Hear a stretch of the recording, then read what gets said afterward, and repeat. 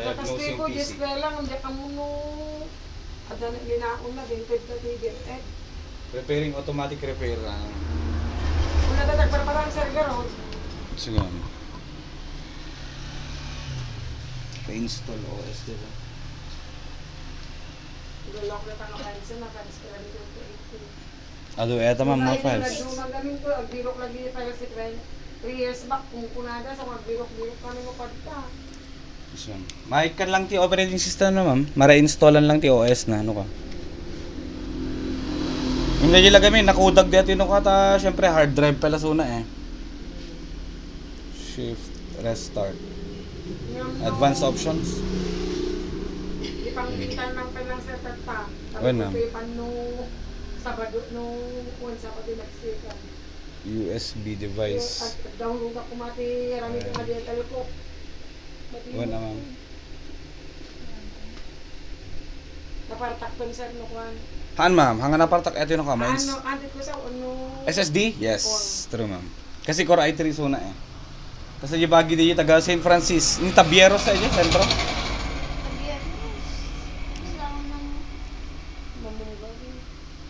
OS.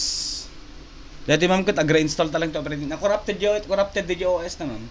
At dati nagparang dati nga partition, ibig sabihin okay dito hard drive na. Pero no kahit yung napaspas ko ma'am, ito hard drive masukatan ti solid state drive SSD. Install tayo ng OS. Yes, tayo. Ay vlog ma'am. So penga barya-barya mo. Basta i-record latan, awan edit nang sa dyan. True. Basta video latan, ito yung simsimpaan yun.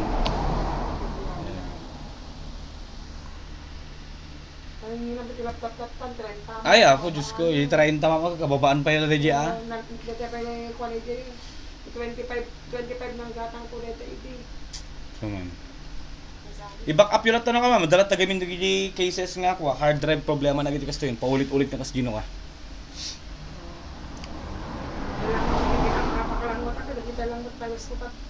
When ma'am?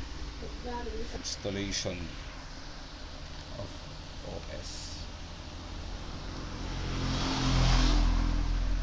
No, Sabado next week, danto na gay pakaykuan yan. Malagip ko gaya, alokaw. Ay, alokaw, kung kurang mo ti panunod ko. Balukan, ni Sir Sugano. Ni ma'am, installation of OS na yung ginawa natin. Repairing, automatic repairing.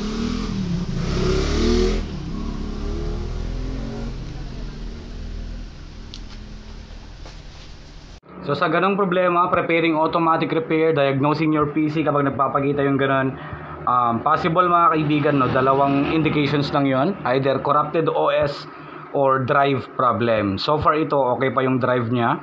Yun nga lang, naka hard drive kaya masyadong mabagal. So kinaya pa niyang mag-reinstall ng OS, hintayin na lang natin na matapos to. Yun lang yung cure para sa ganitong problema mga kaibigan, preparing automatic repair, OS reinstallation or SSD replacement. Yun lang. So malapit na rin matapos to.